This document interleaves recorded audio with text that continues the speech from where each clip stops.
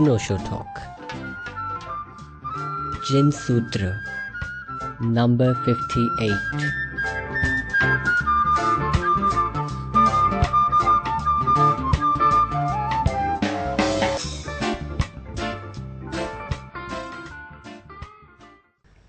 शरीरमाहु नावते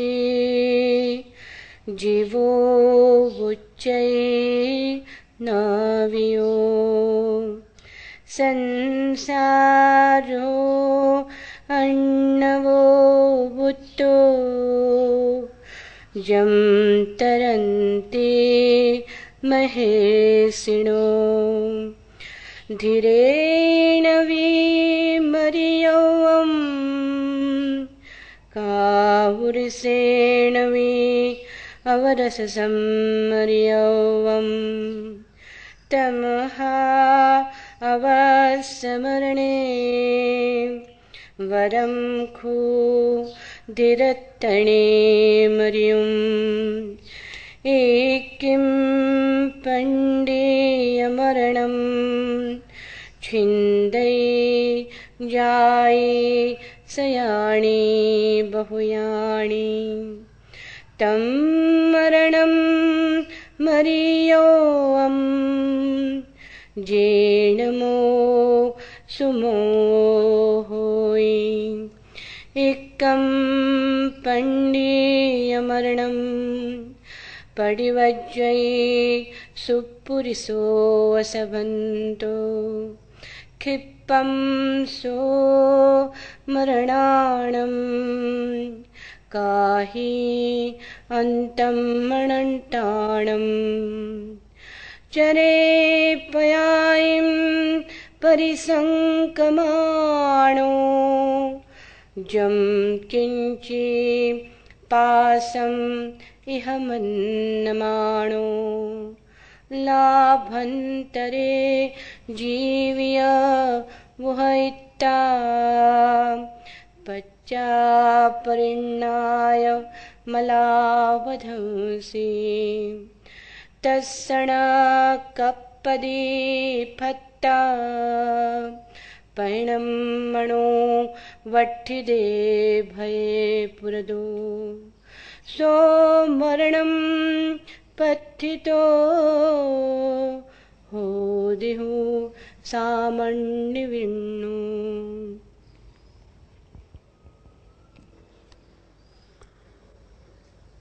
जीवन की सबसे बड़ी पहेली स्वयं जीवन में नहीं,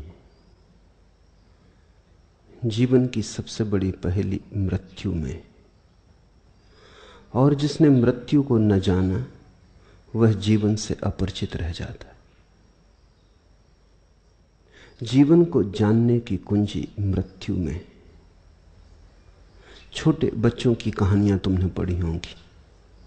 कोई राजा है या रानी है, उसके जीवन की कुंजी किसी तोते में बंद है या किसी मैना में बंद है। तोते को मरोड़ दो, राजा मर जाता। राजा को मारने में लगे रहो, राजा नहीं मरता। जीवन को सुलझाने में लगे रहो, जीवन नहीं सुलझता।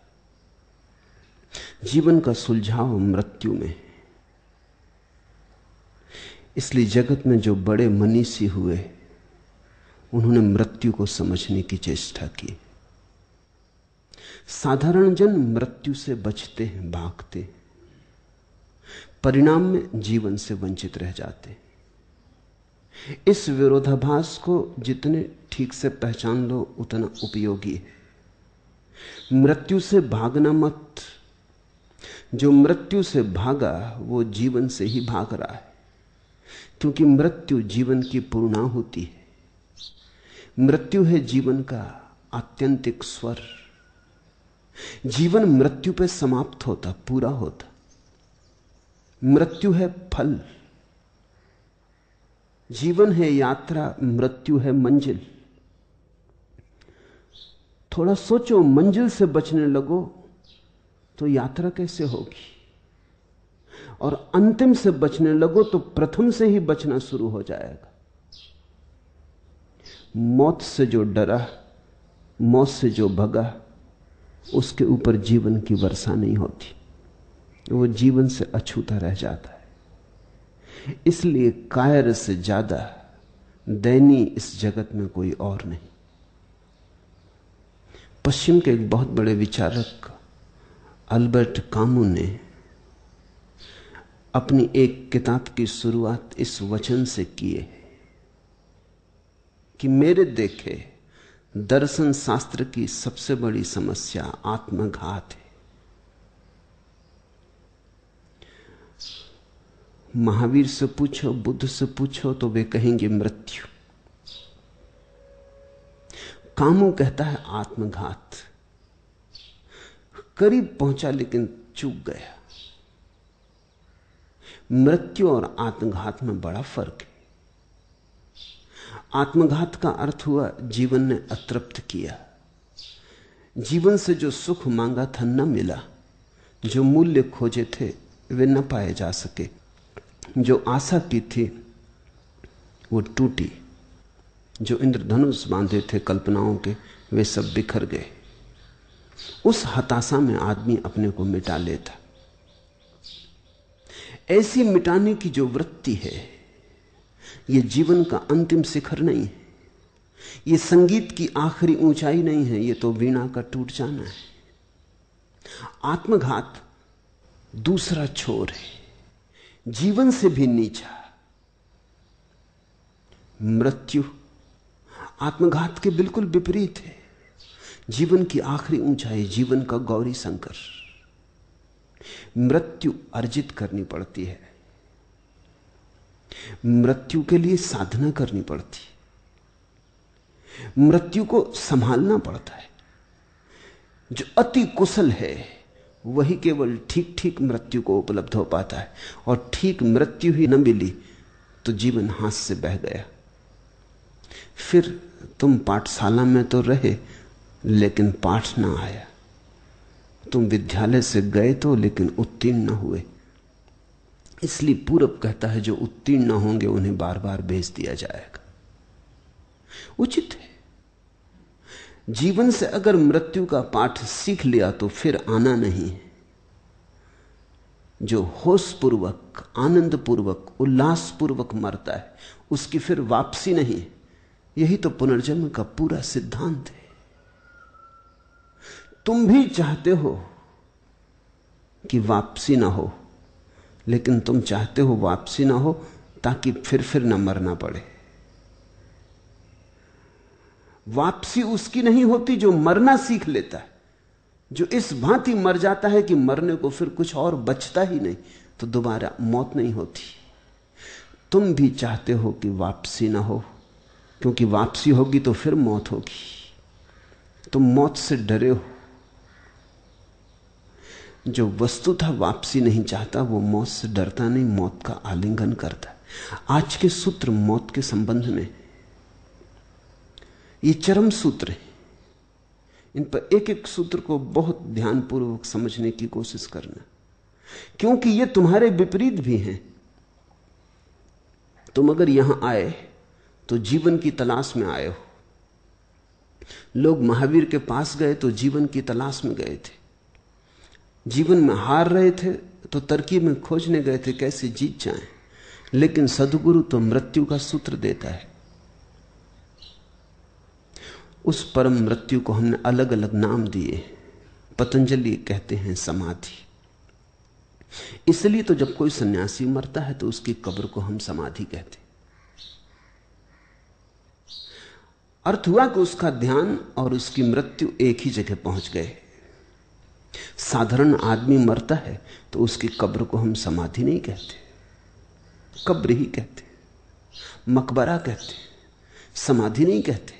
क्योंकि यह आदमी अभी फिर पैदा होगा, अभी समाधि नहीं मिली, अभी आखिरी मृत्यु नहीं मिली।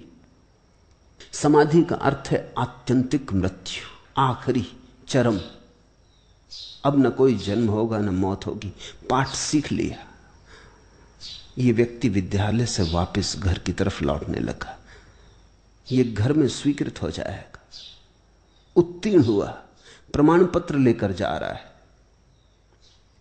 ये सूत्र तुम्हारे विपरीत होंगे, इसलिए और भी गौर से समझोगे तो ही समझ पाओगे।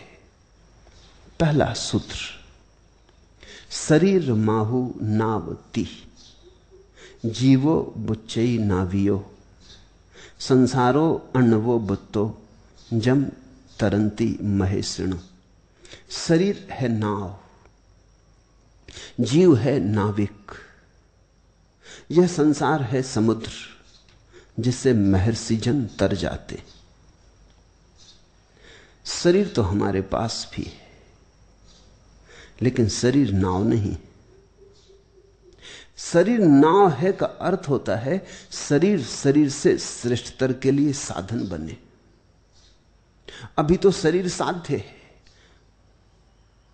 तुम भोजन जीने के लिए थोड़ी करते हो, तुम जीते ही भोजन करने के लिए हो। तुम कपड़े थोड़ी शरीर को बचाने के लिए पहनते हो, तुम शरीर को कपड़े पहनने के लिए बचाए रहते हो। अभी तो शरीर ऐसा लगता है जैसे गंतव्य है, इसके पार कुछ भी नहीं। महावीर कहते हैं शरीर है नाव। अर्थ हुआ शरीर से पार जाना है, शरीर है नाव। बैठना है, उतरना भी है। शरीर संक्रमण है। नाव में बैठने के पहले भी यात्री था, नाव में बैठा तब भी है, नाव से उतर जाएगा तब भी होगा। नाव ही यात्री नहीं है। तुम शरीर में आए उसके पहले भी थे, अभी भी हो। शरीर से उतरोगे जिस दिन मौत में तब भी होगे। मौत तो दूसरा किनारा है, जन्म है यह किनारा, मृत्यु है वह किनारा। शरीर है नाव और संसार है सागर। लेकिन अधिक लोग संसार को सागर की तरह नहीं देख पाते। जब तक तुम्हारा शरीर ही नाव नहीं तो तुम संसार को सागर की तरह न देख पाओगे। तुम इसी किनारे पे अटके रहते हो, तुम सागर में उतरते ही नहीं। सागर में तो वही उतरता है जो मृत्यु की तरफ स्वयं स्वेच्छा से अग्रसर होने लगा। मृत्यु यानी वह दूसरा किनारा। तुम तो डर के कारण इस किनारे को पकड़ के रुके रहते हो। तुम तो सब आयोजन करते हो कि किसी तरह यह किनारा न छूट जाए। तुम तो नाव में होके भी यात्रा नहीं करते। इसलिए संसार, कभी कभी तुम कहते भी हो संसार सागर, भव सागर, मगर तुम महावीर और बुद्ध के वचन उधार ले रहे हो। बैठे किनारे पर हो, बातें सागर की कर रहे हो। सागर का तुम्हें कोई पता नहीं। सागर में तो वही उतरता है, जीवन उसी के लिए सागर बनता है जिसने पहले शरीर को नाव समझा और जो मौत के किनारे की तरफ अग्रसर हुआ।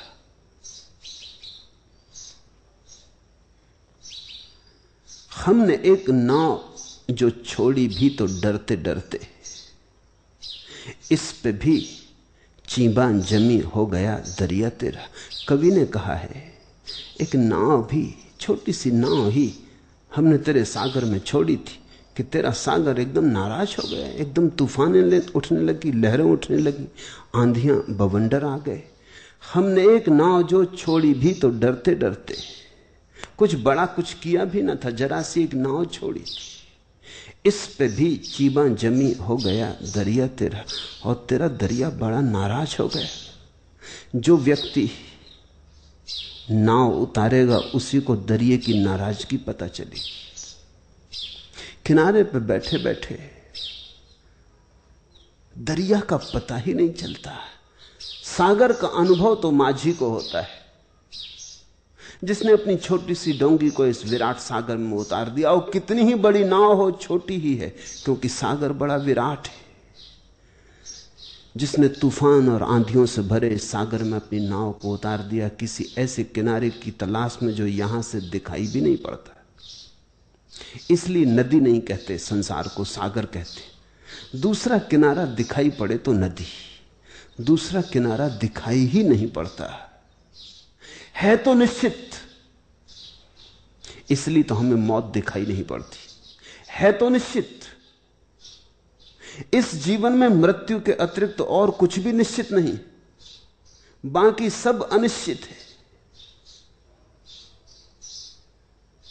एक ही बात निश्चित है, वह मृत्यु है। किनारा तो निश्चित है, क्योंकि जिसका एक किनारा है उसका दूसरा किनारा भी होगा ही, कितने ही दूर, कितने ही दूर। एक किनारे के होने में ही दूसरा किनारा हो गया है। अब तुम दृढ़तापूर्वक मान ले सकते हो कि दूसरा किनारा होगा ही, अनुमान की जरूरत नहीं है। ये तो सीधा गणित है। यह किनारा है तो वह किनारा भी होगा, एक छोर है तो दूसरा छोर भी होगा, जन्म हो गया तो मृत्यु भी होगी। हम अक्सर जीवन को जन्म से ही जोड़े रखते,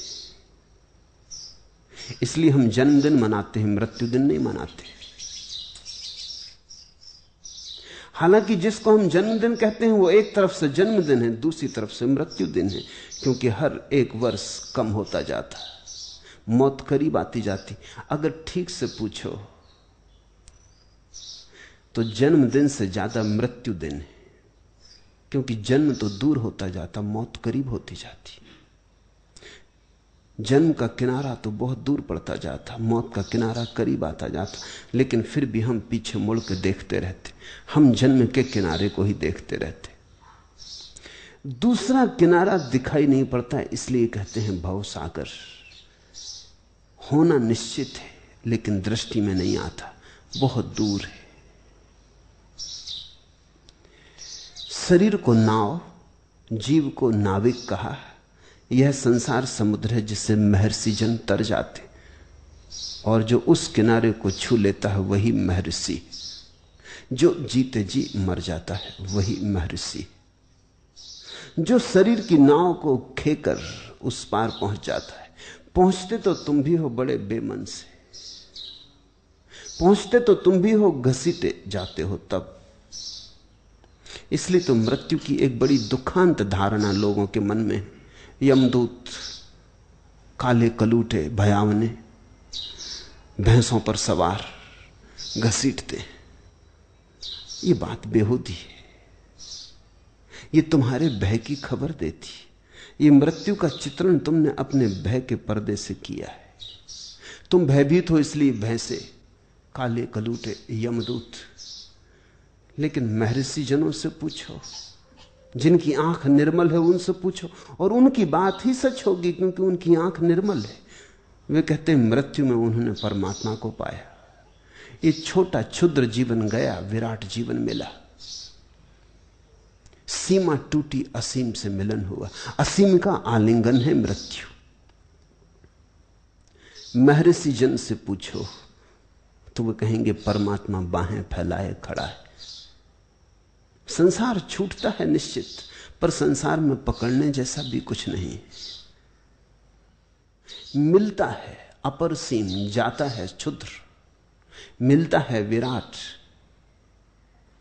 खोता है क्षुद्र, खोता है क्षणभंगुर, मिलता है शाश्वत। नहीं, मृत्यु का देवता यमदूत, काला कलूटा भैंसों पर सवार नहीं। मृत्यु से ज्यादा सुंदर कुछ भी नहीं, क्योंकि मृत्यु है विश्राम। इस जीवन में निद्रा से सुंदर तुमने कुछ जाना? गहरी निद्रा, जबकि स्वप्न भी थपेड़े नहीं देते, सब वायु कंप रुक जाते।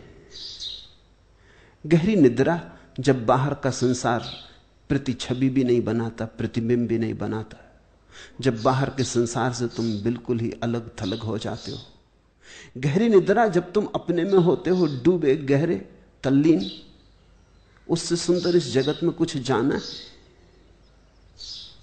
मृत्यु उसका ही अनंत गुना रूप है। मृत्यु से सुंदर कुछ भी नहीं, मृत्यु से ज्यादा शांत कुछ भी नहीं, मृत्यु से ज्यादा शुभ और सत्य कुछ भी नहीं।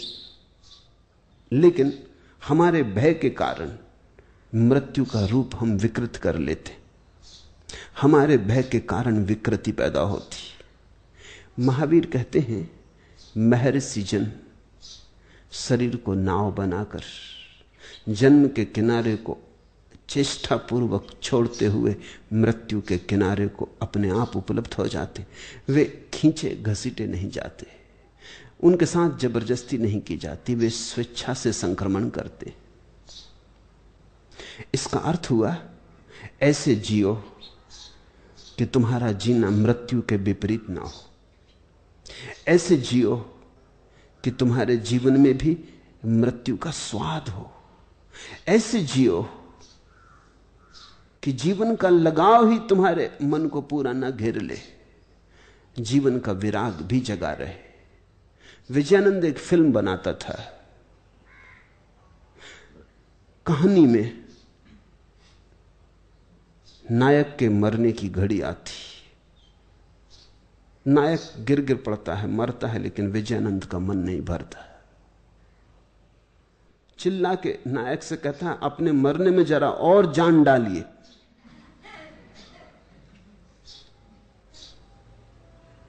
मैंने सुना तो मुझे लगा ये सूत्र तो महत्वपूर्ण है, जरा उल्टा कर लो। विजयानंद ने कहा, अपने मरने में जरा और जान डालिए। मैं तुमसे कहता हूं, अपने जीवन में थोड़ी और मृत्यु डालिए।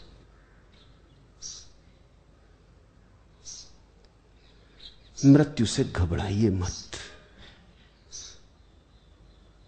मृत्यु को काट काट अलग मत करिए। रोज रोज मरिए, क्षण क्षण मरिए।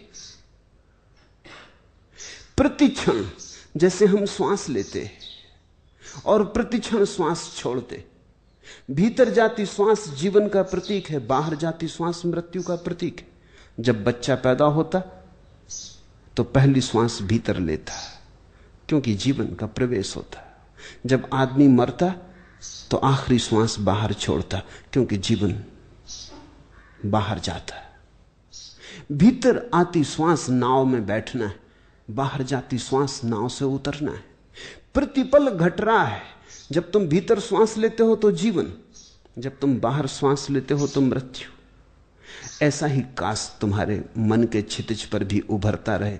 प्रतिक्षण तुम मरो और जियो, और प्रतिक्षण जन्म और मृत्यु घटते रहें, और तुम किसी को भी पकड़ो ना, और तुम दोनों में संतरण करो और सरलता से बहो। तो एक दिन जब विराट मृत्यु आएगी, तुम अपने को तैयार पाओगे। तो तुम नाव में रहे, तो तुमने शरीर का नाव की तरह उपयोग कर लिया। ध्यान रहे, प्रतिपल कुछ मर रहा है। ऐसा मत सोचना जैसा लोग सोचते कि 70 साल के बाद एक दिन आदमी अचानक मर जाता। यह भी कोई गणित हुआ? मृत्यु कोई आकस्मिक थोड़ी घटती, इंच इंच आती, रत्ती रत्ती आती। रोज रोज मरते हो तब 70 साल में मर पाते हो। बूंद बूंद मरते हो तब 70 साल में मर पाते हो। ये जीवन का घड़ा बूंद बूंद रिक्त होता है, तब एक दिन पूरा खाली हो पाता है। ऐसा थोड़ी कि एक दिन आदमी अचानक जिंदा था और एक दिन अचानक मर गया। सांझ सोए तो पूरे जिंदा थे, सुबह मरे, अपने को पाया। ऐसा नहीं होता। जन्म के बाद ही मरना शुरू हो जाता है। इधर जन्मे, ली भीतर सांस की, बाहर सांस लेने की तैयारी हो गई। फिर जन्म से निरंतर जीवन और मरण साथ साथ चलते। समझो कि जैसे दोनों तुम्हारे दो पैर हैं, या पक्षी के दो पंख हैं। न पक्षी उड़ सकेगा दो पंखों के बिना, न तुम चल सकोगे दो पैरों के बिना। जन्म और मृत्यु जीवन के दो पैर हैं, दो पंख हैं। तुम एक पर ही जोर मत दो, इसलिए तो लंगड़ा रहे हो। तुमने जिंदगी को लंगड़ी दौड़ बना लिया है। एक पैर को तुम ऐसा इंकार किए हो कि स्वीकार ही नहीं करते कि मेरा है। कोई बताए तो तुम देखना भी नहीं चाहते। कोई तुमसे कहे कि मरना पड़ेगा तो तुम नाराज हो जाते हो। तुम समझते हो ये आदमी दुश्मन है। कोई कहे कि मृत्यु आ रही तो तुम इस बात को स्वागत से स्वीकार नहीं करते। ना भी कुछ कहो तो भी इतना तो मान लेते हो कि यह आदमी अशिष्ट है। मौत भी कोई बात करने की बात है? मौत की कोई बात करता है? इसलिए तो हम कब्रिस्तान को गांव के बाहर बनाते हैं ताकि वो दिखाई ना पड़े। मेरा बस चले तो गांव के ठीक बीच में होना चाहिए, सारे गांव को पता चलना चाहिए। एक आदमी मरे तो पूरे गांव को पता चलना चाहिए। चिता बीच में जलनी चाहिए ताकि हर एक के मन पर चोट पड़ती रहे। ऐसा क्यों बाहर छिपाया हुआ है, गांव से बिल्कुल दूर? जिनको जाना ही पड़ता मजबूरी में वो ही जाते, जो भी जाते हैं वो भी 4 आदमी के कंधों पर चढ़कर जाते, अपने पैर से नहीं जाते। एक ज़ेन फकीर मर रहा था, मरते वक्त एकदम उठ के बैठ गया और उसने अपने शिष्यों से कहा कि मेरे जूते कहां? उन्होंने कहा क्या मतलब है, जूते का क्या करिएगा? चिकित्सक तो कहते हैं आप आखिरी क्षण में, और आपने भी कहा यह आखिरी दिन। उसने कहा इसलिए तो जूते मांगता हूं, मैं चल के जाऊंगा मरघट, बहुत हो गया ये दूसरों के कंधों पर जाना, जबरदस्ती मैं न जाऊंगा। कहते हैं मनुष्य जाति का पहला आदमी, उस आदमी का नाम था बोकोजू, ये ज़ेन फकीर चल के गया। कब्र खोदने में भी उसने हाथ बटाया, फिर लेट गया और मर गया। ये तो कुछ बात हुई। ये इस आदमी ने जीवन का उपयोग नाव की तरह कर लिया, खे के गया उस पार। लेकिन इसके लिए तो बड़ी प्राथमिक प्रथम से ही तैयारी करनी होगी। इसके लिए तो पूरे जीवन ही आयोजना करनी होगी। मृत्यु से मिलन के लिए पूरे जीवन धीरे धीरे मरना सीखना होगा। जीवन धर्म की दृष्टि में मरने की कला को सीखने का अवसर है।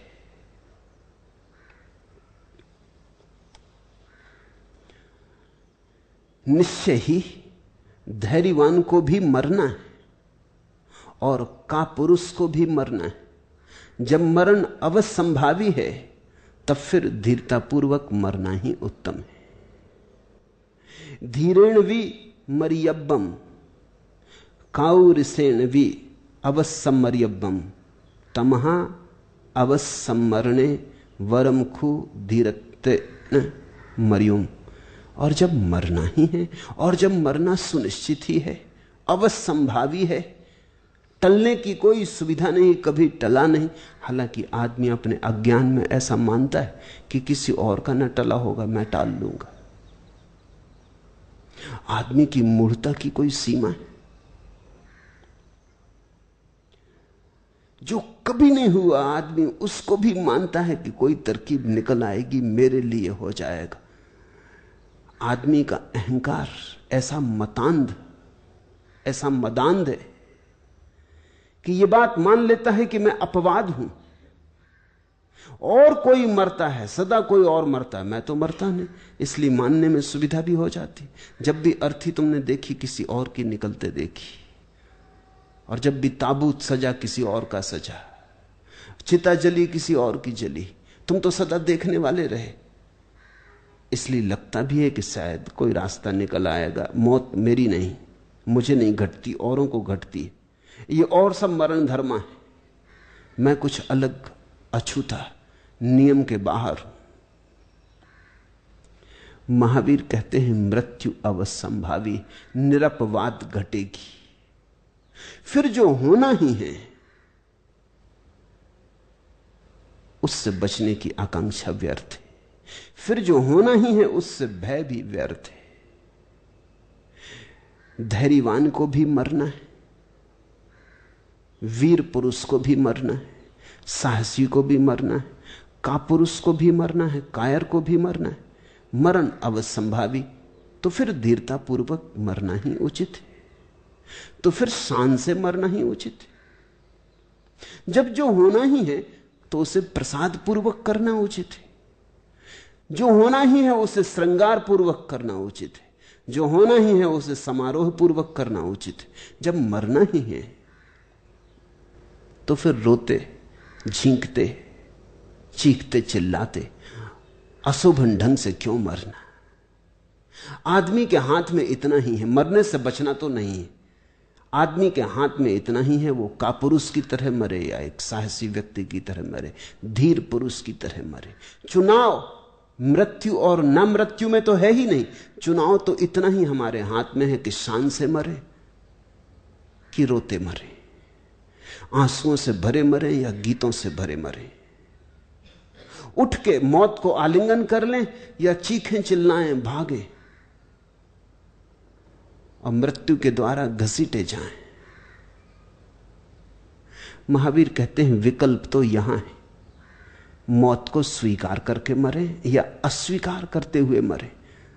कहावत है, वीर पुरुष एक बार मरता, कायर अनेक बार।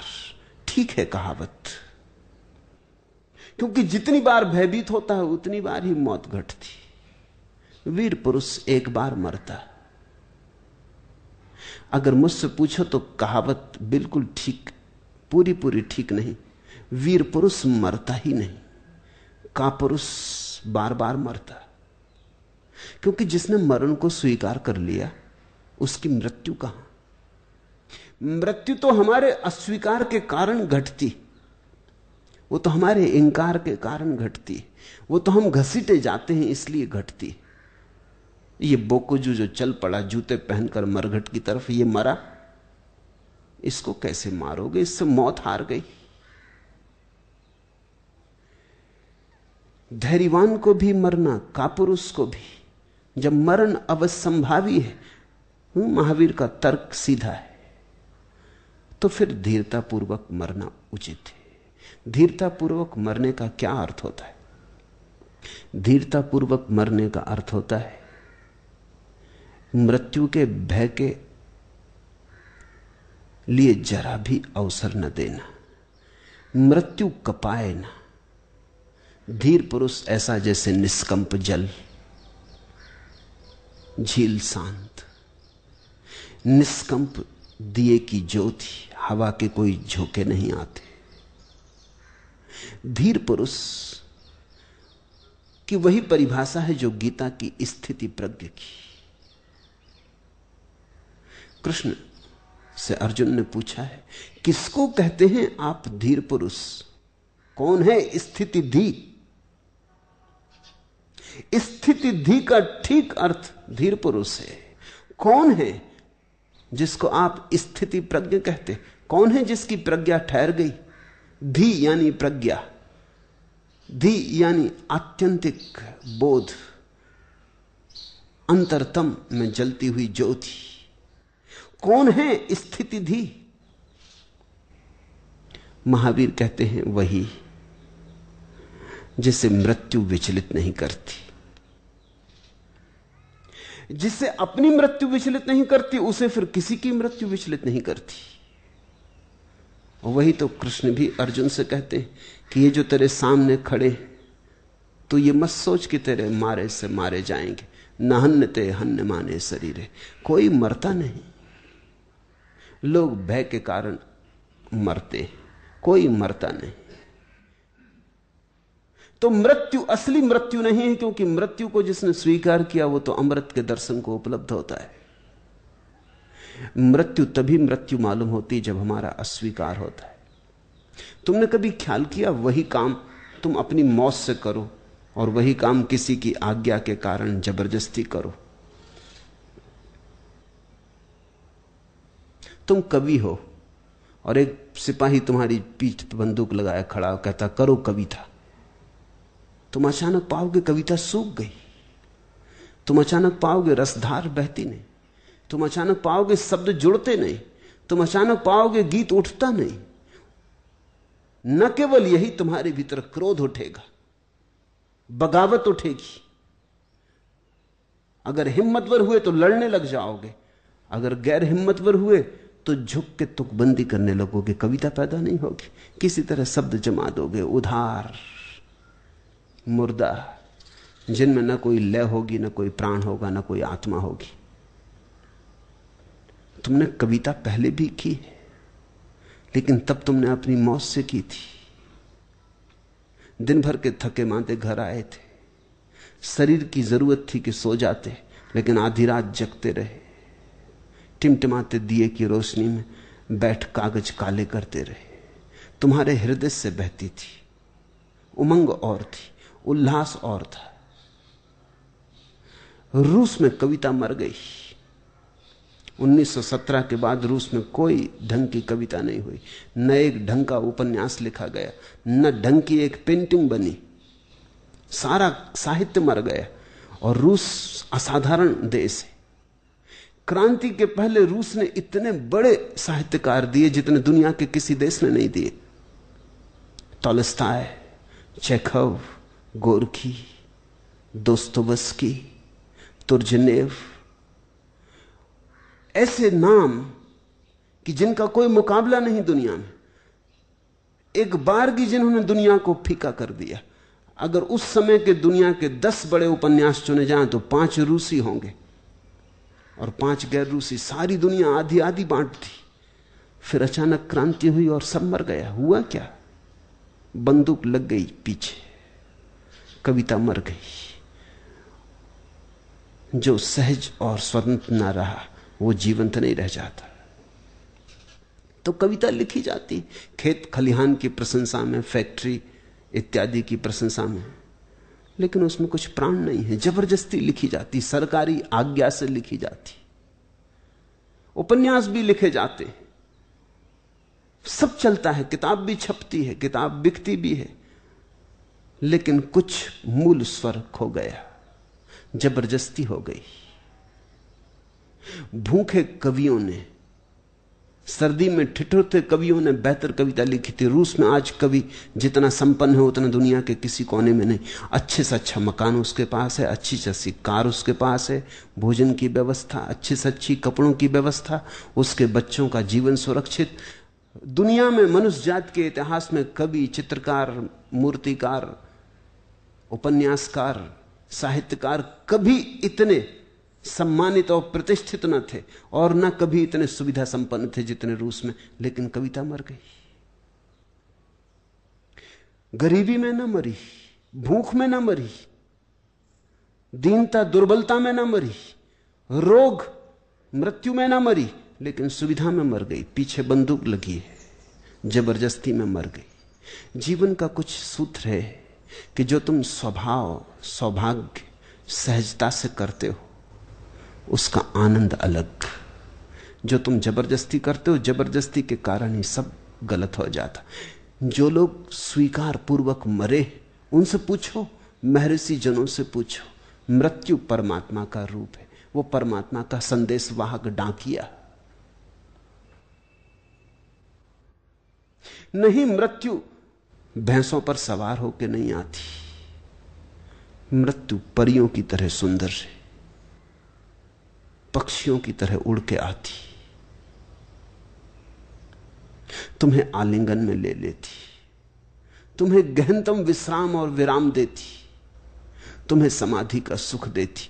लेकिन उसकी तैयारी करनी पड़े, उसे अर्जित करनी पड़े।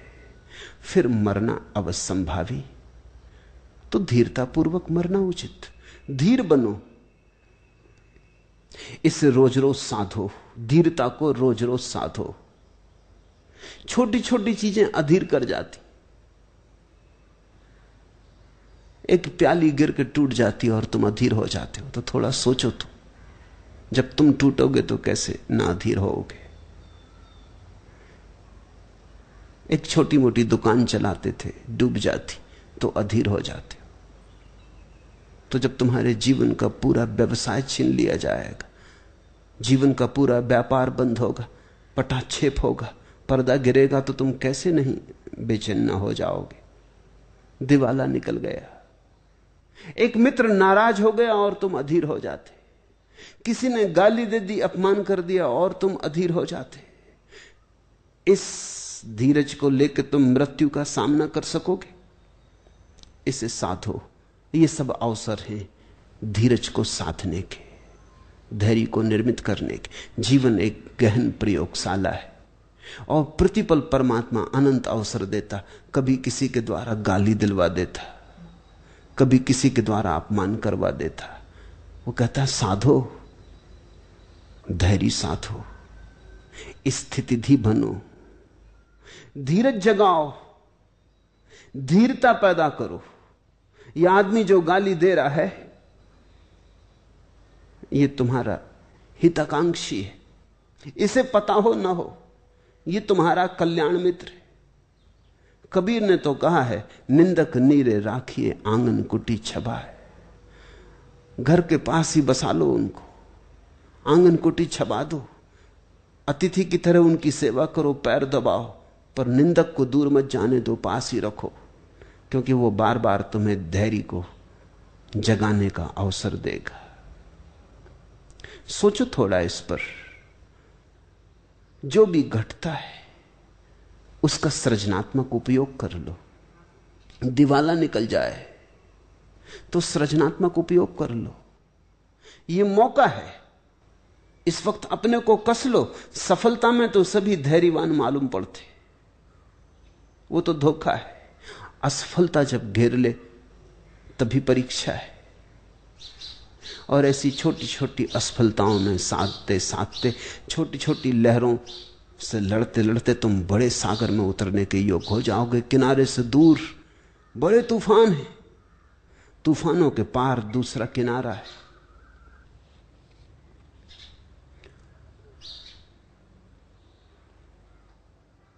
सफलता हो तो बहुत हंसो मत। सफलता में तो रो लो तो चलेगा,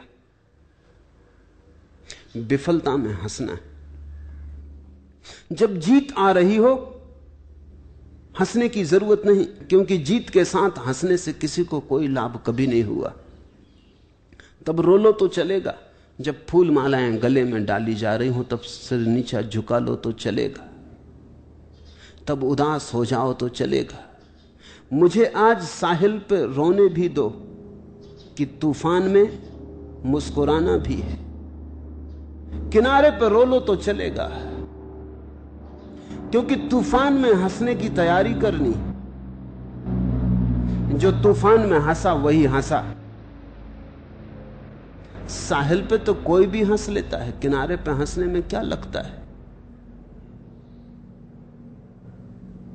हल्दी लगे न फिटकरी रंग चोखा हो जाए, कुछ लगता ही नहीं किनारे पर। तो किनारे पे तो मूढ़ भी हंस लेते हैं, कायर भी हंस लेते हैं।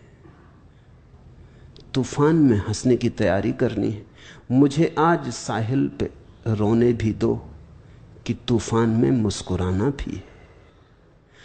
सफलता में ऐसे खड़े रह जाओ जैसे कुछ भी नहीं हुआ, तभी तुम विफलता में ऐसे खड़े रह सकोगे कि जैसे कुछ भी नहीं हुआ। इसको कृष्ण ने कहा समत्वम योग उच्यते।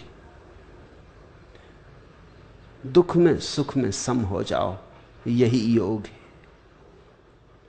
यही धीरता है। बहुत कुछ और भी है इस जहां में। ये दुनिया महज गम ही गम नहीं है, लेकिन वो जो बहुत कुछ है उसे जानने की कला चाहिए। साधारणता तो आदमी को लगता है दुख ही दुख है, क्योंकि हम केवल दुख को चुनने में कुशल हैं। हम कांटे बीनने में बड़े निष्णात हो गए। फूल हमें दिखाई ही नहीं पड़ते। फूल उसी को दिखाई पड़ते हैं जो कांटों में भी फूल देखने के लिए तैयार हो जाता है। फूलों को कांटों में खोज लेना है, दुख में सुख की तरंग को पकड़ना है, अशांति में शांति की तरंग को पकड़ना है, विफलता में सफलता का स्वर खोजना है। ऐसी खोज जारी रहे पूरे जीवन, तो तुम मृत्यु में महाजीवन खोज पाओगे। इन छोटी छोटी तरंगों से जूझते जूझते तुम मृत्यु की महातरंग से जूझने के योग्य हो जाओगे। फिर तुम्हें वह तरंग मिटा ना पाएगी। जिसने धीर की अवस्था पाली उसे फिर कुछ भी नहीं मिटा पाता है। इसे महावीर एक बड़ा अनूठा शब्द देते हैं, वो उन्हीं ने दिया है। इसे वो कहते हैं पंडित मरण। ये बड़ा प्यारा शब्द है।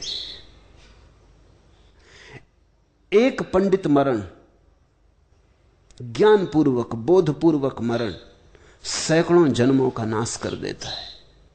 अतः इस तरह मरना चाहिए जिससे मरण सुमरण हो जाए। हम तो जीवन तक को व्यर्थ कर लेते हैं। महावीर कहते हैं मृत्यु को भी सार्थक किया जा सकता। इस तरह मरो कि मृत्यु भी, मरण भी सुमरण हो जाए। पंडित मरण इसे उन्होंने नाम दिया। महावीर ने जितना चिंतन मृत्यु पर किया है उतना शायद किसी मनीषी ने नहीं किया। इसलिए महावीर ने कुछ बातें कही हैं जो किसी ने भी नहीं कही। उन्हें हम धीरे धीरे समझ पाएंगे। पहली तो बात, उन्होंने मृत्यु में एक भेद किया, पंडित मरण। मरते तो सभी, प्रज्ञापूर्वक मरना। पंडित शब्द बनता है प्रज्ञा से, जिसकी प्रज्ञा जागृत हुई, जो देखता है, होशपूर्वक है। ऐसे ही सोए सोए नहीं मर जाता, जागा जागा मरता है। जो मृत्यु का स्वागत नींद में नहीं करता, होश के दिए जला के करता है। इक्कम पंडीय मरणम छिंदई जाय सायणी बहुयाणी तम मरणम मरियब्बम जेण मयो सुमयो होई। ऐसे मरो कि मृत्यु सुमरण बन जाए। ऐसे मरो कि तुम्हारी मृत्यु पंडित मरण बन जाए। समझे हम, सीखना होगा जीवन की यात्रा में, क्योंकि मृत्यु तो एक बार आती, इसलिए रिहर्सल का मौका नहीं। तुम ऐसा नहीं कर सकते कि चलो मरने का थोड़ा अभ्यास कर लें, क्योंकि मृत्यु तो दोबारा नहीं आती, एक ही बार आती। तो जीवन में अभ्यास करना होगा मृत्यु का, और कोई उपाय नहीं। मृत्यु तो जब आएगी तो बस आ जाएगी, पहले से खबर करके भी नहीं आती, कोई पूर्व सूचन नहीं देती।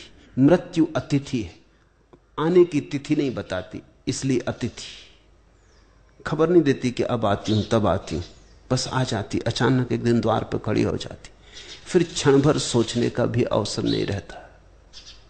तो अगर तुम तैयार ही हो तो ही तैयार रहोगे, अन्यथा विचलित हो जाओगे। अनेक लोग ऐसा सोचते हैं कि मृत्यु के क्षण में संभाल लेंगे, अभी क्या जल्दी है। अनेक लोग ऐसा सोचते हैं कि ले लेंगे राम का नाम मरते क्षण में, मगर तुम ले ना पाओगे। अगर तुम्हारे पूरे जीवन पर राम का नाम नहीं लिखा है तो मृत्यु के क्षण में भी तुम ले ना पाओगे। अगर पूरे जीवन काम काम काम चलता रहा तो मरते वक्त राम नहीं चल सकेगा, क्योंकि मरते वक्त तो सारे जीवन का जो सार निचोड़ है वही गूंजेगा।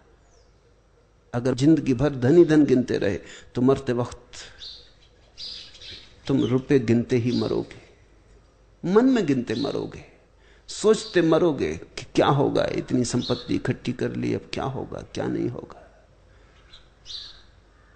एक आदमी मर रहा था, उसने अपनी पत्नी से पूछा कि मेरा बड़ा बेटा कहां। उसने कहा आप घबराएं मत, वो आपके पैर के पास बैठा। उसने कहा और मझला? उसने कहा वो भी पास बैठा है। आप विश्राम करें। और उसने कहा सबसे छोटा? उसने कहा कि वो तो आपके दाएं हाथ पे बैठा हुआ है। वो आदमी हाथ के घुटने टेक के उठने लगा। पत्नी ने कहा आप ये क्या कर रहे हैं, कहां जा रहे हैं उठ के? उसने कहा कहीं जा नहीं रहा हूं, मैं ये पूछता हूं फिर दुकान कौन चला रहा? तीनों यहीं मौजूद हैं। अब यह आदमी मर रहा है, गिर पड़ा और मर गया, लेकिन दुकान चलाता रहा। जा रहा है लेकिन चिंता दुकान की बनी, जल्दी लौट आएगा, फिर दुकान पे बैठ जाएगा, फिर बेटे होंगे बड़े मझले छोटे, फिर दुकान चलेगी, फिर मरेगा, फिर घुटने टहनियां टेक के पूछेगा दुकान कौन चला रहा। ऐसे घूमता रहता चाक जीवन का। हम पुनरुक्त करते रहते वही वही। लेकिन एक बात याद रखना, यह धोखा कभी कोई नहीं दे पाया। यद्यपि ऐसी कथाएं लिखी हैं, अजामिल की कथा है कि मरते वक्त सदा का पापी बुलाया नारायण नारायण, नारायण उसके बेटे का नाम था। पापी अक्सर ऐसे नाम रख लेते, छिपाने के लिए नाम बड़े काम देते। और कहते हैं ऊपर के नारायण धोखे में आ गए। और जब अजामिल मरा तो उन्होंने समझा कि मेरा नाम बुलाया था, तो वो स्वर्ग में बैठा है। ये जिन्होंने भी कहानी गढ़ी धोखेबाज लोग रहे होंगे, बेईमान रहे होंगे। अगर परमात्मा ऐसा धोखा खा जाता है तो फिर हद हो गई। तुम भी ना खाते धोखा। जब वो नारायण नारायण बुला रहा था तो किसी ने धोखा नहीं खाया, उसकी पत्नी ने धोखा नहीं खाया, उसके लड़के ने धोखा नहीं खाया।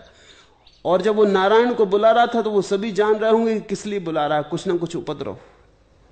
पुराना पापी था, मरते वक्त कुछ और करवा जाना चाहता हो। मैंने सुना एक पापी मर रहा था, उसने अपने सब बेटों को इकट्ठा कर लिया और कहा कि मेरी आखिरी बात मानोगे। वो सब डरे, बड़े तो बहुत डरे, क्योंकि वो जानते थे बाप को कि वो आखिरी बात में कहीं उलझा ना जाए। जिंदगी भर उलझाया, अब आखिरी बात और जाते जाते कोई ऐसा दंदफन न खड़ा कर जाए। मगर छोटा बेटा जरा नया नया था और बाप को जानता नहीं था, तो वो पास आ गया। उसने कहा आप कहें, तो उसने कान में कहा कि ये सब तो लुच्चे लफंगे, इन्होंने कभी मेरी सुनी नहीं, राज भी नहीं सुन रहे, मैं मर रहा हूं, बाप मर रहा है, तुम बेटा कसम खाते हो कि करोगे? उसने कहा कसम खाता हूं, आप बोलिए तो।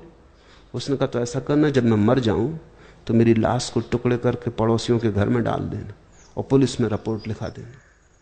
उसने कहा लेकिन किस लिए? उसने कहा कि मेरी आत्मा बड़ी प्रसन्न होगी जब सब बंधे जाएंगे। मेरी आत्मा की प्रसन्नता के लिए इतना तो कर देना, फिर मैं तो मर ही गया, तो काटने में हर्जा क्या है? जिंदगी भर से ये एक आकांक्षा रही कि इन सबको बंधा हुआ देख लो। अब मरते बाप की ये आकांक्षा इंकार मत करना, देख तूने कसम भी खा ली।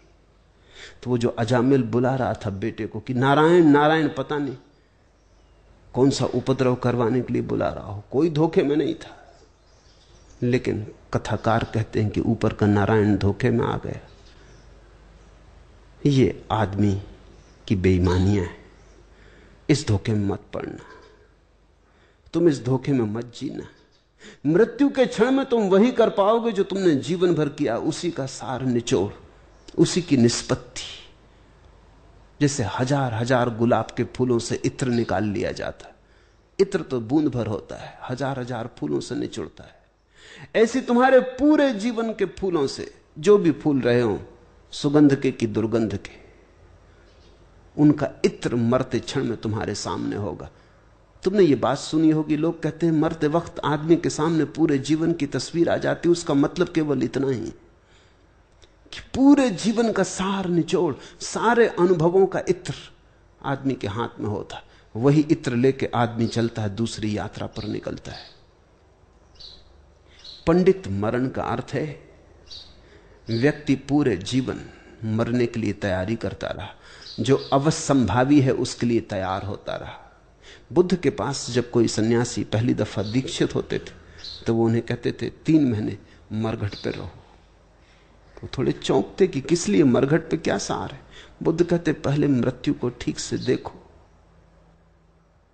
बैठे रहो मरघट पर, आती रहेंगी लाशें, जलती रहेंगी चिताएं, हड्डियां टूटती रहेंगी, सिर फोड़े जाते रहेंगे, राख हो जाएगी, लोग राख को बीनने आ जाएंगे। तुम ये देखते रहो 3 महीने, बस बैठे रहो मरघट पे। 3 महीने अगर तुम भी मरघट पे बैठोगे और कुछ देखने ना मिलेगा तो मृत्यु अवश्यंभावी है, ये सत्य तुम्हारा अनुभूत सत्य हो जाएगा। और किसी ना किसी दिन 3 महीनों में, जिस दिन ध्यान ठीक से पकड़ लेगा और चित्त एकाग्र होगा, चिता जल रही होगी और रोज रोज चिता जलते देखोगे, तो किसी दिन तुम नहीं सोचते, ऐसा नहीं होगा कि तुम देख लोगे ये मैं ही जल रहा हूं, ये देह मेरी जैसी देह,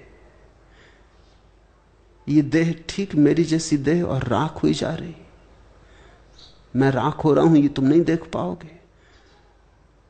ये अगर प्रतीति सघन हो जाए कि मृत्यु अवश्यंभावी है तो तुम फिर तत्क्षण उसकी तैयारी में लग जाओगे। अभी तो हम जीवन की तैयारी में लगे हैं, जीवन जो कि जाएगा उसकी तैयारी कर रहे हैं, जो कि छीना जाएगा। मृत्यु जो कि आएगी ही, उसकी कोई तैयारी नहीं। इधर हम तैयार कर रहे हैं, मकान बनाते, धन जोड़ते, पद प्रतिष्ठा, सारा आयोजन करते हैं कि जीना है। मरने का आयोजन कब करोगे? और ये जीना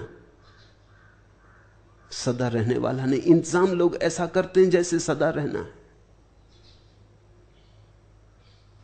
और एक दिन अचानक इंतजाम के बीच में मौत आ धमकती, सब ठाट पड़ा रह जाएगा। और किसी भी घड़ी संदेश आ जाता है और बंजारे को अपना तंबू उखाड़ लेना पड़ता है, चल पड़ना पड़ता है। पंडित मरण, ज्ञानपूर्वक मरण सैकड़ों जन्मों का नाश कर देता है। अतः इस तरह मरना चाहिए जिससे मरण सुमरण हो जाए। अद्भुत सद्गुरु रहे होंगे महावीर, सिखाते हैं मरने की कला। कहते हैं ऐसे मरो कि मरण सुमरण हो जाए। कैसे होगा मरण सुमरण? रोज रोज मरो, प्रति पल मरो, सुबह मरो, सांझ मरो। रात जब सो तो मर जाओ, जो दिन बीत गया उसके लिए मर जाओ। जो जो बीतता जाता है उसके लिए मरते जाओ, उसको इकट्ठा मत करो, उसका बोझ मत ढो। बोझ की तरह अतीत को मत खींचो, जो गया गया, उसे जाने दो। प्रतिपल नए हो जाओ, इधर मरे उधर जन्म, इधर पुराने को छोड़ा नए का आविर्भाव। तो मौत तुम्हें ऐसी जगह नहीं पाएगी जहां तुम्हारे पास कुछ छीनने को हो, तुम्हारे पास कुछ होगा ही नहीं। किसी क्षण मौत आएगी तो तुम तो हर वक्त अतीत के लिए मरते जाते हो। अतीत के संबंध, आसक्तियां, राग, धन, पद, प्रतिष्ठा, तुम तो मरते जाते हो। सम्मान, अपमान, सफलता, विफलता, तुम तो मरते जाते हो। सुख, दुख, विषाद, तुम तो मरते जाते हो। मृत्यु एक दिन आएगी, तुम कोरे कागज की तरह पाए जाओगे। तुम्हारे पास पकड़ने को कुछ ना होगा, तुम्हारे पास बुलाने को कुछ ना होगा, चीखने चिल्लाने को कुछ ना होगा। तुम जानोगे कोई मेरा नहीं, तुम जानोगे कुछ मेरा नहीं। तुम खड़े हो जाओगे, तुम जूते पहन के खड़े हो जाओगे, तुम मौत के हाथ में हाथ डाल लोगे, तुम कहोगे मैं तैयार हूं, मैं तो सदा से तैयार था, इतनी देर क्यों लगाई? इतनी देर कहां रही तू? कब से हम प्रतीक्षा करते, कब से हम तैयार बैठे थे। बस ऐसे आदमी से मौत हार जाती।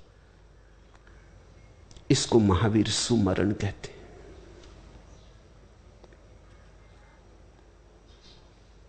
जीवन को जो कि क्षणभंगुर है उसे शाश्वत मत समझो। जो जाएगा वो जा ही चुका है, जो मिटेगा वो मिट ही रहा है, जो छूटेगा वो तुम्हारे हाथ से छूट ही रहा है। व्यर्थ अटके मत रहो, व्यर्थ मुट्ठी मत बांधो, खोलो मुट्ठी। लेकिन हमारी तर्क दृष्टि और है। हम कहते हैं जो छूटने वाला है उसे जोर से पकड़ लो कि कहीं और जल्दी न छूट जाए। हम कहते हैं जो क्षणभंगुर है उसे भोग लो, कहीं क्षण बीत ना जाए। हम कहते हैं इसके पहले मौत आए जीवन को जी लो, निचोड़ लो रस, कहीं ऐसा ना हो कि मौत आ जाए और तुम रस्सी ना निचोड़ पाओ। चांदनी की डगर पर तुम साथ हो, प्राण युग युग तक अमर यह रात हो। कल हलाहल ही पिला देना मुझे, आज मधु की रात मधु की बात हो। हाथ में रविचंद्र पग में फूल है, नृत्य में अस्तित्व उन्मद झूल है। रिक्त भीतर से मगर यह जिंदगी बस बगुले सी भटकती धूल है।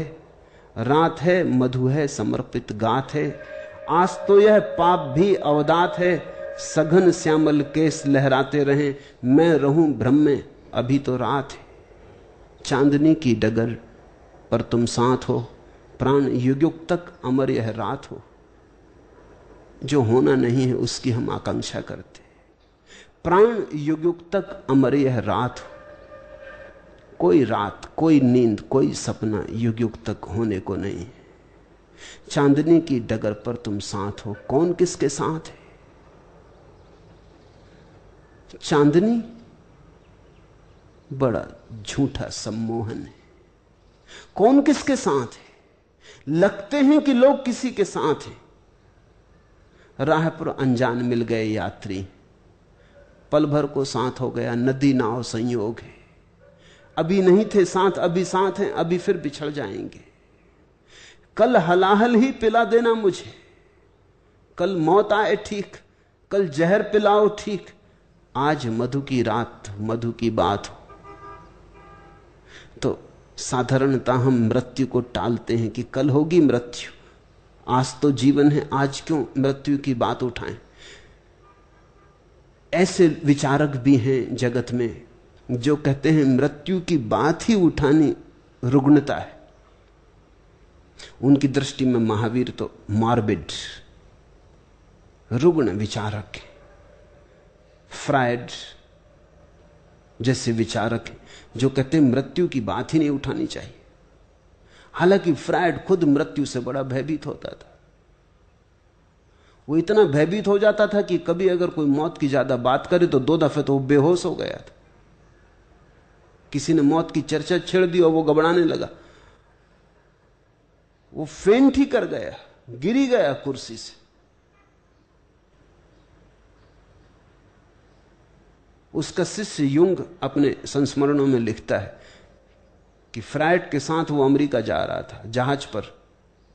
युंग की बड़ी बहुत दिनों की रुचि थी इजिप्त की ममी, ताबूतों में, मुर्दा लाशों में। उसको क्या पता कि ये फ्रायड इतना घबरा जाता है, सोच भी नहीं सकता था। दोनों जहाज के डेक पर खड़े थे, कुछ बात चल पड़ी, संस्मरण निकल आया, उसने इजिप्त की ममियों की बात की, उसने उनका वर्णन किया। वो तो वर्णन करता रहा, एकदम फ्रायड कपने लगा और वो तो चारों खाने चित्त हो गए। ऐसे व्यक्तियों से ये सदी प्रभावित हुई, ऐसे व्यक्तियों ने इस सदी के मानस को रचा है। फ्रायड का मनोविज्ञान इस सदी की आधारभूत शिला बन गया है। और फ्रायड कहता है जो मृत्यु की बात करते वो मॉर्बिड, वो रुग्ण चित्त। मगर थोड़ा सोचो, अगर फ्रायड और महावीर में चुनना हो तो कौन रुग्ण चित्त मालूम होगा। महावीर मृत्यु का इतना चिंतन और चर्चा और इतना ध्यान करने के बाद जैसे महाजीवित मालूम पड़ते। इधर फ्रायड कहता मृत्यु का चिंतन रुग्ण है, लेकिन लगता है ये रैशनलाइजेशन है। लगता है वो इतना डरता है खुद कि अपनी सुरक्षा कर रहा है। वो इतना भयभीत है मृत्यु से कि जो मृत्यु की बात करते हैं उनको वो रोकने की चेष्टा कर रहा है कि ये बात ही रुग्ण है, ये बात ही मत उठाओ। महावीर में जीवन का फूल खिला है मृत्यु के मध्य में। नहीं, महावीर रुग्ण नहीं है, महावीर से स्वस्थ आदमी और खोजना मुश्किल होगा। लेकिन हम साधारणतः महावीर की बजाय फ्रायड से राजी हैं। हम कहें कुछ, चाहे हम जैन ही क्यों ना हो और जाके मंदिर में महावीर की पूजा ही क्यों ना कराते हो, लेकिन अगर हम मन में टटोलेंगे तो हम फ्रायड के साथ राजी हैं, महावीर के साथ नहीं। अगर कोई मृत्यु की चर्चा छेड़ दे तो हम भी कहते हैं कहां की दुख भरी बातें उठा रहे हो, छोड़ो भी। कल हलाहल ही पिला देना मुझे, आज मधु की रात मधु की बात हो। फिर भी हम जानते हैं, क्योंकि जो है उसे हम कैसे झुठला सकते। हाथ में रविचंद्र, पग में फूल है, नृत्य में अस्तित्व उन्मद झूल है। रिक्त भीतर से मगर यह जिंदगी बस बबूले सी भटकती धूल है। जानते तो हैं बस बबूले सी भटकती धूल है। रिक्त भीतर से मगर यह जिंदगी, इस रिक्तता को, इस सूनेपन को भरने के लिए हम हजार उपाय करते हैं जिंदगी में। महावीर कहते हैं इस सूनेपन को तुम भर ना पाओगे, तुम कितना ही ढांक लो ये उघड़ेगा, ये उघड़ के रहेगा। मृत्यु अवसंभावी है। तुम्हें अपनी शून्यता का साक्षात्कार करना ही होगा, तुम्हें अपने को मिटते हुए देखना ही होगा। इससे तुम बच ना सकोगे, इससे कोई कभी बच नहीं पाया। तो बजाय बचने के, भागने के, मृत्यु को हम शुभ घड़ी में क्यों ना बदलने। रात है, मधु है, समर्पित गात है। भीतर से हम जानते भी हैं सब जा रहा, सब क्षणभंगुर। पानी का बबूला अब फूटा तब फूटा, मगर दोहराए जाते ऊपर से। रात है, मधु है, समर्पित गात है, आज तो यह पाप भी अवदात है। सघन श्यामल केस लहराते रहें, मैं रहूं भ्रम में अभी तो रात है। हम कितनी कितनी भांति भ्रम को पोषितते, कितनी कितनी भांति भ्रम को उखड़ने नहीं देते। एक तरफ से उखड़ता तो ठोक लेते, दूसरी तरफ से उखड़ता वहां ठोक लेते, इधर पलस्तर गिरा, चूना उखड़ गया, पोत लेते, टीम टाम करते रहते। और इस टीम टाम करते करते एक दिन बीत जाते, व्यतीत हो जाते। इसके पहले कि ऐसी घड़ी आए, अपने को व्यर्थ समझा समझा के पानी के बबूलों से मन को मत उलझाए रखना। क्षणभंगुर को क्षणभंगुर जानना शाश्वत को जानने की पहली शर्त है। असार को असार की तरह पहचान लेना सार का द्वार खोलना है।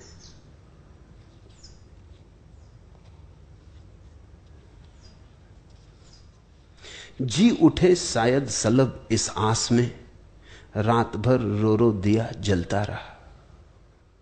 थक गया जब प्रार्थना का पुण्य बल, सो गई जब साधना होकर विफल।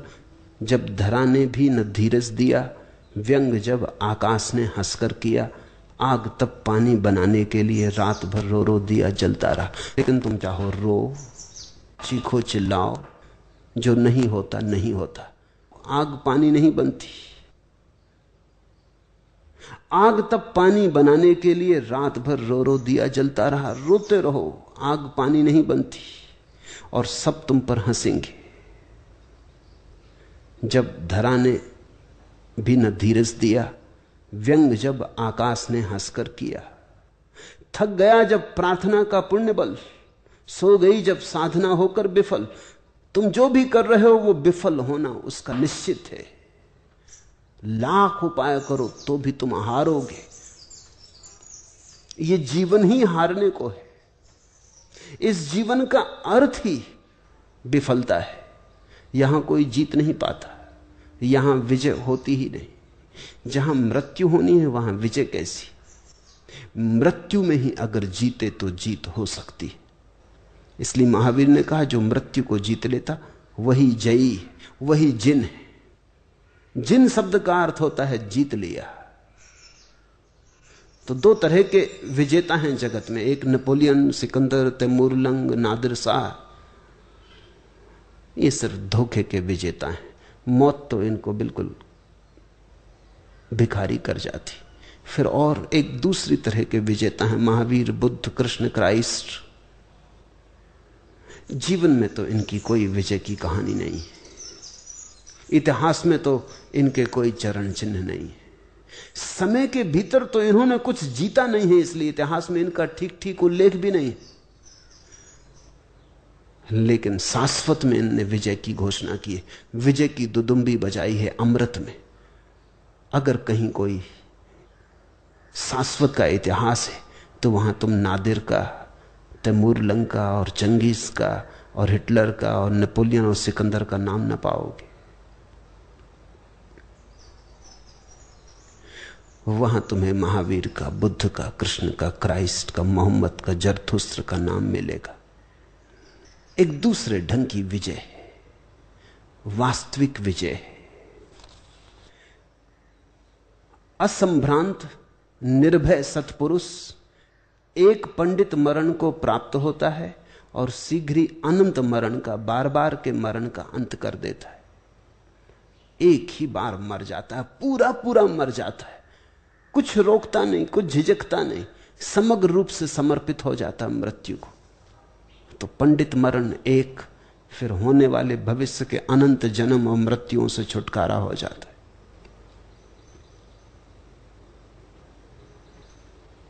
जागो, तुम्हारा तो जीवन भी अभी पंडित जीवन नहीं है। यात्रा बड़ी है। मरण को भी पंडित मरण बनाना है। ऐसी झूठी बातों में बहुत मत उलझे रहो, अपने मन को समझाते मत रहो। ये सांत्वनाएं जो तुम दे रहे हो बहुत काम ना आएंगी। खुद को बहलाना था, आखिर खुद को बहलाता रहा। मैं बई सोजे दरू हंसता रहा, गाता रहा। भीतर तो आग है, हृदय तो जल रहा है, हृदय में तो कोई तृप्ति नहीं, मगर खुद को बहलाना था तो खुद को बहलाता रहा।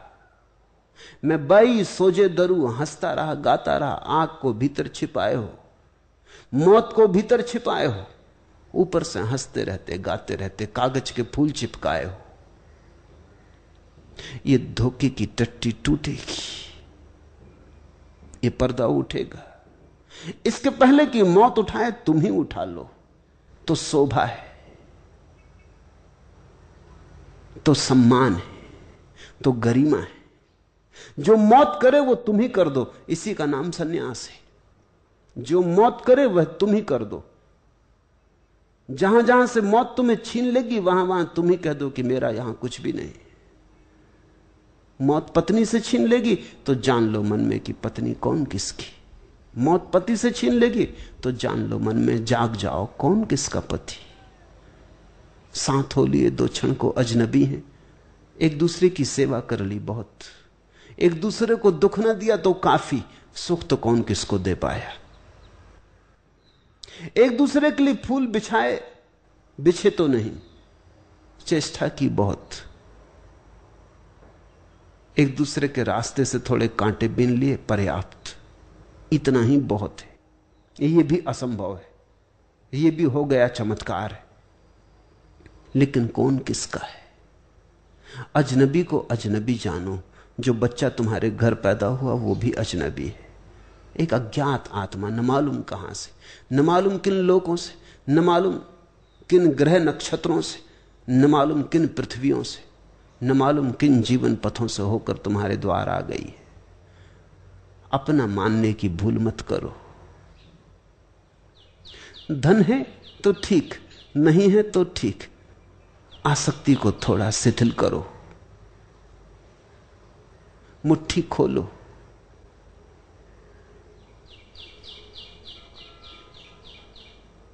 और ऐसा मत कहो कि जब मौत आएगी तब निपट लेंगे। तोड़ लेंगे हर एक सै से रिश्ता, तोड़ देने की नौबत तो आए। हम कयामत के खुद मुंतजिर हैं, पर किसी दिन कयामत तो आए। आएगी मौत, तब निपट लेंगे। तोड़ लेंगे हर एक सै से रिश्ता, तोड़ देने की नौबत तो आए।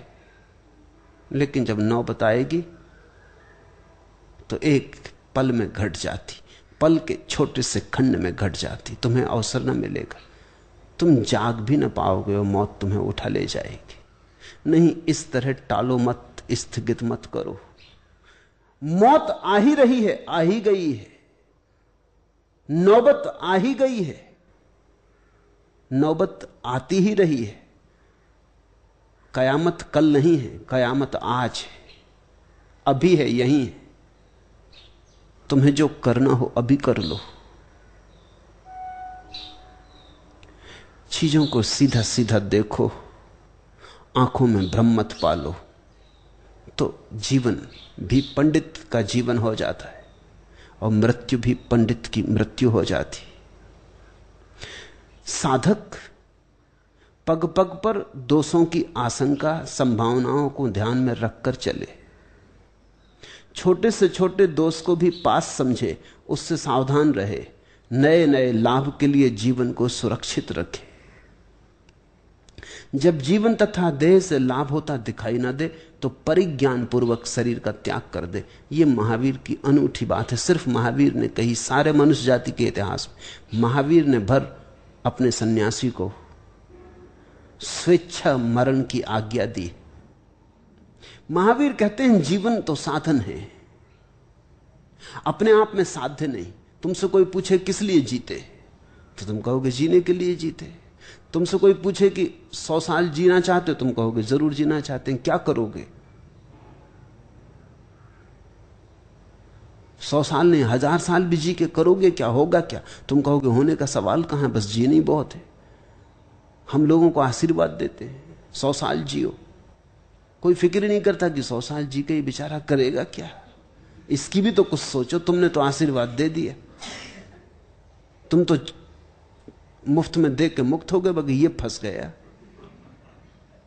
ये लटका रहेगा किसी अस्पताल में, हाथ पैर उल्टे सीधे बंधे होंगे, नाक में ऑक्सीजन जा रही होगी, शरीर में ग्लूकोज का इंजेक्शन लगा होगा। इसकी भी तो सोचो, तुमने तो दे दिया आशीर्वाद के 100 साल जियो। सिर्फ जीना अपने आप में मूल्य थोड़ी है। इसलिए महावीर ने इस बात को बड़ी हिम्मत से लिया। महावीर की बात आज नहीं कल दुनिया में स्वीकार करनी पड़ेगी। पश्चिम में बड़े जोर से इस पर आंदोलन चला है, हालांकि उनको किसी को महावीर का पता नहीं, क्योंकि महावीर पश्चिम के लिए बिल्कुल अपरिचित है। पश्चिम में इसका बड़ा चिंतन चल रहा है, क्योंकि पश्चिम अब 100 साल के करीब जीने की सुविधा उसको उपलब्ध हो गई। यहां तो हम आशीर्वाद ही देते रहे, आशीर्वाद से कोई जीता है, लेकिन पश्चिम के विज्ञान ने आशीर्वाद को पूरा कर दिया। अब लोग जी रहे हैं, 100 साल के पार पहुंच गए हैं कुछ लोग। अब वो बड़ी मुश्किल में, वो कहते हैं हमें मरने का हक चाहिए। पश्चिम में बूढ़ों की जमातें हैं जो आंदोलन चला रही हैं, जो कह रही हैं हमारा जन्म सिद्ध अधिकार है कि हमें मरना चाहिए, हमें तुम बचा नहीं सकते, हमको मरने का मौका दो। मगर अब तक इसकी कोई दुनिया के किसी कानून में व्यवस्था नहीं। आत्महत्या बड़ा अपराध है। बड़े मजे की बात है, अगर आत्महत्या करते हुए पकड़ ले जाओ तो सरकार तुमको मार डाले। ये भी कोई बात हुई? तुम खुद ही मर रहे थे, अब तुमको और मारने की क्या जरूरत है? तुम तो खुद ही अपराध भी कर रहे थे, दंड भी दे रहे थे, निपटारा हुआ जा रहा था। लेकिन अगर पकड़ लिए गए, मर गए तो ठीक, अगर अपराध कर गुजरे तो फिर कोई दंड नहीं। लेकिन अगर करते हुए पकड़ लिए गए और अपराध पूरा ना हो पाया तो दंड है। ये अब तक तो ठीक था। हमारे नियम और कानून भी कारण से होते। जीवन बड़ा मुश्किल रहा है, बड़ा असंभव रहा है। 70 साल 80 साल जीना बड़ा मुश्किल रहा है। जितनी खोजें हुई हैं दुनिया में जमीन के नीचे पड़ी हुई मनुष्य की हड्डियों की, तो ऐसा लगता है 5000 साल पहले 40 वर्ष आखिरी उम्र थी। क्योंकि 5000 वर्ष पहले की कोई भी हड्डी नहीं मिली जो 40 वर्ष से ज्यादा पुराने आदमी की हो। और पीछे जाने पर कोई 70 और 75,000 साल पुरानी जो पेकिंग में हड्डियां मिली हैं, वो तो बताती हैं कि आदमी मुश्किल से 25 साल जीता था। तो जीवन बड़ा मुश्किल रहा। और 25 साल भी एक घर में अगर 1 दर्जन बेटे पैदा हों तो 2 बच जाएं बहुत, क्योंकि 10 बच्चों में 9 बच्चे मर जाते थे। तो जीवन की बड़ी मुश्किल थी। जीवन बड़ा न्यून था, मुश्किल से मिलता था। जीवन की बड़ा अवसर था, सभी को नहीं मिल जाता था। तो 100 साल जीने का हम आशीर्वाद देते थे, वो ठीक है। अब जीवन बड़ा सुगम है, कम से कम पश्चिम में तो सुगम हो गया। लोग 100 साल तक पहुंच रहे हैं। 70-80 साल औसत उम्र हो गई है। 80 साल का होना कोई बहुत बूढ़ा होना नहीं है। इसलिए हम चौंकते हैं यहां जब अखबार में कभी खबर आती कि 90 साल के बूढ़े ने विवाह कर लिया, तो हम बहुत चौंकते हैं। ये भी क्या पागलपन, 90 साल का बूढ़ा और विवाह। लेकिन पश्चिम में शरीर की उम्र लंबा रही है। 90 साल का बूढ़ा भी विवाह करने की हालत में है। तो एक नया सवाल उठना शुरू हुआ है कि आदमी को मरने का हक होना चाहिए। यह जन्म सिद्ध अधिकार होना चाहिए सभी विधानों में। क्योंकि एक आदमी 110 साल का हो गया और मरना चाहता है, क्योंकि करोगे क्या? रोज उठना वही, रोज सोना वही, रोज खा पी लेना वही। फिर सब अपने संबंधी जा चुके, मित्र परिजन जा चुके, और एक आदमी जिंदा है। उसकी सारी दुनिया जा चुकी। वो 100 साल पहले पैदा हुआ था, वो दुनिया जा चुकी, सब बदल गया। वो बिल्कुल अजनबी है, जैसे किसी और लोक में जबरदस्ती उसको लाके खड़ा कर दिया। बच्चों से कोई तालमेल नहीं रहा, बच्चे बिल्कुल दूसरी दुनिया में जी रहे हैं। वो करे भी क्या जी के? सार भी क्या है? कष्ट होता है, शरीर दुखता है, अर्थराइटिस है, 1000 बीमारियां हैं। करे क्या जी के? और जी रहा है क्योंकि मेडिकल साइंस ने जीने की सुविधा जुटा दी। जी सकता है। अब हम आदमी को खींच सकते हैं 200 साल तक भी, उसको मरने ही ना दें। उसको अस्पताल में रख के हम जिंदा रख सकते हैं। अब अस्पताल में डॉक्टरों की भी बड़ी कठिनाई है, क्योंकि अगर वो ऑक्सीजन बंद करें तो उसका मतलब उन्होंने इसको मारा।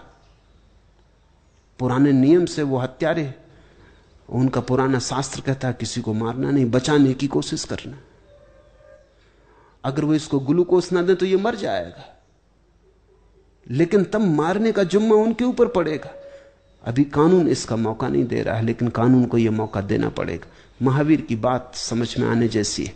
महावीर कहते हैं जब कोई आदमी ऐसी जगह आ जाए जहां शरीर से अब कुछ भी ध्यान में गति ना होती हो, समाधि की तरफ यात्रा ना होती हो, ध्यान से, धर्म से, समाधि से परमात्मा का अब कोई अनुभव में विकास ना होता हो, कोई लाभ ना होता हो। यह महावीर का लाभ ठीक से समझना, यह जैनियों का लाभ नहीं है कि अब कोई धन कमाने की सुविधा ना रही, कि रिटायरमेंट हो गया, आप जी के क्या करें। महावीर जब कहते हैं नए नए लाभ के लिए जीवन को सुरक्षित रखे, तो वो ये कहते हैं रोज रोज परमात्मा का अधिकतम अंश अनुभव में आने लगे तो जीवन का कोई सार है। लेकिन कभी अगर ऐसा हो जाए कि जब जीवन तथा देह से लाभ होता दिखाई न दे तो परिज्ञान पूर्वक शरीर का त्याग कर दे। वो शर्त सोचने जैसी, परिज्ञान पूर्वक। महावीर कहते हैं आत्महत्या का भी अधिकार है, लेकिन परिज्ञान पूर्वक। उस शब्द में सब कुछ छिपा है। परिज्ञान पूर्वक का अर्थ होता है जहर खा के मत मरना, पहाड़ से कूद के मत मरना, क्योंकि वो तो क्षण में हो जाता है, भावावेश में हो जाता है। छुरा मार के मत मरना, गोली चला के मत मरना। परिज्ञान पूर्वक का अर्थ है उपवास कर लेना, पानी भोजन बंद कर देना। 90 दिन लगेंगे अगर आदमी स्वस्थ हो तो मरने में। 3 महीने तक सतत एक ध्यान बना रहे कि मैं मरने को तैयार हूं, परिज्ञान हुआ। 3 महीने में 1000 दफे, 3 महीना बहुत दूर, 3 मिनट में तुम्हारा मन 1000 दफे बदलेगा कि मरना कि नहीं मरना। कह रहे छोड़ो भी, कहां के पागलपन में पड़े हो। रात सोए उठ के बैठ के जल्दी पहुंच गए फ्रिज के पास और भोजन कर लिया कि ये नहीं चलेगा। क्या सार मरने में, पता नहीं आगे कुछ है या नहीं है। 3 महीने अगर तुम उपवास किए हुए, जल अन्न त्यागे हुए और एक ही भाव में बने रहो, तो यह धीर की अवस्था हो गई। यह हकदार है मरने का, इसको कोई अड़चन नहीं, इसने अर्जित कर लिया। इसको महावीर कहते हैं परिज्ञान पूर्वक मरना। लेकिन वो जानते हैं कि कुछ लोग अजीब हैं, वो हर जगह से अपने लिए धोखा निकाल लेते हैं। इसलिए दूसरे सूत्र में उन्होंने कहा किंतु जिसके सामने अपने संयम तप आदि साधना का कोई भय या किसी तरह की क्षति की आकांक्षा नहीं है, उसके लिए भोजन का परित्याग करना उचित नहीं है। अगर अभी त्याग तप और ध्यान बढ़ रहा है और तुम्हारे शरीर की कमजोरी के कारण, बुढ़ापे के कारण, दौर्बल्य के कारण तुम्हारे तप ध्यान में कोई बाधा नहीं पड़ रही, कोई आशंका नहीं है, तुम्हारा संयम आगे जा रहा है, तो उसके लिए भोजन का परित्याग करना उचित नहीं है। यदि वह फिर भी भोजन का त्याग कर मरना चाहता है तो कहना होगा वह मुनित्व से विरक्त हो गया, वो चित हो गया, क्योंकि उसमें एक नई आकांक्षा पैदा हो गई मरने की। मरना आकांक्षा से नहीं होना चाहिए। अब कुछ लाभ नहीं रहा और हम किसी के ऊपर बोझ हो गए हैं तो क्या सार है। अब कोई गति नहीं हो रही, जीवन में कुछ नए साध्य नहीं खुल रहे, नए फूल नहीं खिल रहे, सब असार हो गया, हम किसी पे बोझ होकर बैठ गए, तो विदा हो जाना चाहिए। जीवन से जब तक सार निचुड़ता हो, और सार का अर्थ है आत्मा, सार का अर्थ नहीं कि तुम तिजोरी भरते जा रहे हो, लाभ होता जा रहा है। सार से महावीर का अर्थ है भीतर की संपदा अभी उपलब्ध हो रही तो जीवन अभी योग्य है, अभी इस नाव का उपयोग करना। लेकिन कभी ऐसा भी हो जाता है कि तुम नाव पर गए यात्रा करने और एक ऐसी घड़ी आई कि नाव में छेद हो गए और नाव डूबने लगी, तो महावीर कहते हैं छलांग लगा के फिर तैर जाना, फिर नाव में मत बैठे रहना। फिर यह मत सोचना कि नाव को कैसे छोड़ दें, फिर छोड़ देना नाव को, क्योंकि असली सवाल दूसरा किनारा है। अगर नाव दूसरे किनारे की तरफ अभी भी ले जाने में समर्थ हो तो चलते जाना, अगर नाव असमर्थ हो गई हो, देह कमजोर हो गई हो, जरा जीर्ण हो गई हो, तो छलांग लगा लेना, तैर के पार हो जाना। नाव से ही थोड़ी दरिया पार होता है, तैर के भी होता है, नाव के बिना भी होता है। तो इतना स्मरण रहे। और नियम के संबंध में यह खतरा है कि नियम का लोग अक्सर गलत अर्थ ले लेते हैं। मैंने सुना है एक डॉक्टर ने मुल्ला नसरुद्दीन को सलाह दी कि वो प्रतिदिन 5 किलोमीटर दौड़ा करे तो उसका स्वास्थ्य सुधर जाएगा और फिर घरेलू जीवन में भी सुख शांति संभव होगी। हफ्ते भर बाद मुल्ला ने डॉक्टर को फोन किया और बताया कि वह उनके परामर्श पर ठीक ठीक चल रहा है। डॉक्टर ने पूछा, और घरेलू जीवन कैसा बीत रहा है? मुल्ला ने कहा, पता नहीं, क्योंकि मैं तो अब घर से 35 किलोमीटर दूर पहुंच गया हूं।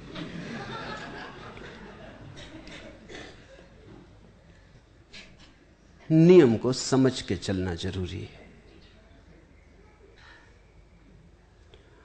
और नियम से नासमझी पैदा कर लेना बहुत आसान है, क्योंकि नासमझ हमें नियम जाति से तिरछा हो जाता है। और ऐसी भी संभावना है कि हम नियम का पालन भी कर लें और जो हम कर रहे थे उसमें कोई फर्क ना पड़े। ऐसा भी हुआ कि मुल्ला नसरुद्दीन को उसके डॉक्टर ने एक बार कहा कि अब ये शराब पीने की आदत सीमा के बाहर जा रही है, इसमें कुछ सुधार करना जरूरी है, तो तुम ऐसा करो कि योगासन शुरू करो। तो उसने डॉक्टर की सलाह मानकर योगासनों का अभ्यास आरंभ कर दिया और साल भर में वह योग में दक्ष हो गया। घंटों शीर्षासन में खड़ा रहता। एक दिन मुल्ला की पत्नी से डॉक्टर ने पूछा, योग के कारण नसरुद्दीन में कोई परिवर्तन आया? पत्नी ने कहा, एक दृष्टि से तो काफी परिवर्तन आया। अब वे सिर के बल खड़े होकर भी मजे में पूरी बोतल पी सकते। होगा, क्योंकि हम जैसे हैं, जैसे ही कोई नियम हमें मिला हम उसे अपना रंग रूप दे देते, वो नियम हमारे जैसा हो जाता है। बजाय इसके कि नियम हमें बदले, हम नियम को बदल लेते। इसलिए तो दुनिया में इतने वकील हैं, उनका कुल काम इतना है कि कानून जब बने तो वो अपराध के हिसाब से कानून को बदलने की चेष्टा करें, वो अपराध के रंग में कानून को रंगे। तो जितने कानून बढ़ते जाते उतने वकील बढ़ते जाते, क्योंकि अपराधी अपराध छोड़ने को राजी नहीं है। वो कहता कानून से तरकीब निकालो। वो कानून का ही उपयोग अपराध करने के लिए कर लेता है। और ऐसा ही वकील तुम्हारे भीतर भी है, जिसको तुम बुद्धि कहो, तर्क कहो, मन कहो। तो नियम को समझना और मन की चालबाजी से सावधान रहना।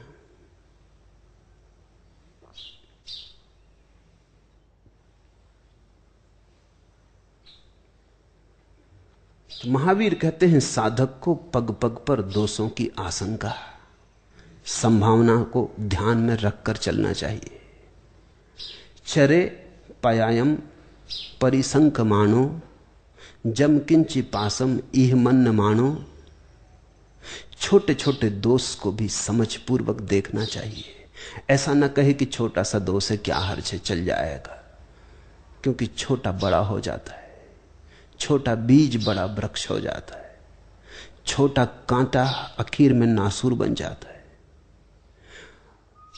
छोटे दोष को छोटा ना समझे, सावधान रहे।